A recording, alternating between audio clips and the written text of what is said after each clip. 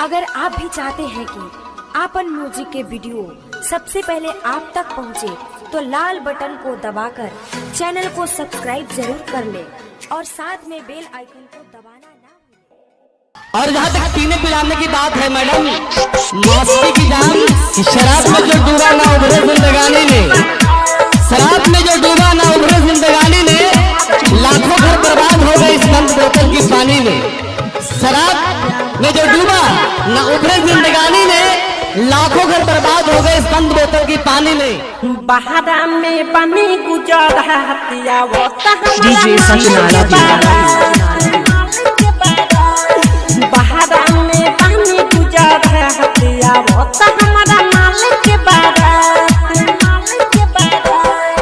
यहाँ पे ऊपर यहाँ के दिनों हतिया वो हमारा मालिक के बारा।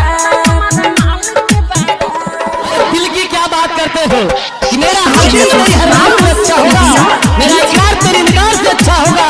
अगर यकीन ना हो तो डोली से झांक कर देख लेना जालिम, मेरा जनाजा तेरी बारात से अच्छा होगा। सब भज के जाई अपना पिया के घर, पिया के घर रहे पिया के घर, थार दी दे हलऊ फोटो हमार, फोटो हमार रहे फोटो हमार।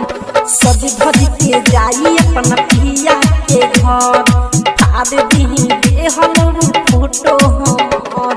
फुनवा पर करी ना हतिया वो हमारा मालिक के बारा। डीजे सचनाला हतिया वो हमारा मालिक के बारा।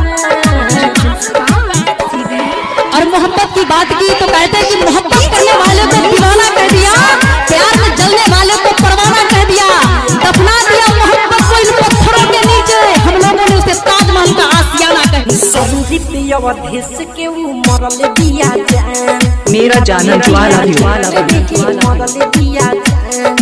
पागल बनवले बाऊ कर मुस्कान, कर मुस्कान रे कर मुस्कान।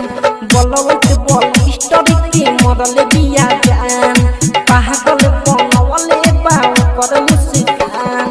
चल जाई छोड़ के हमरे साहतिया वो हमारा मालिक के बारा। बहारा में पानी गुजर हतिया वो हमारा मालिक के बारा। बहारा में पानी गुजर हतिया वो हमारा मालिक के बारा।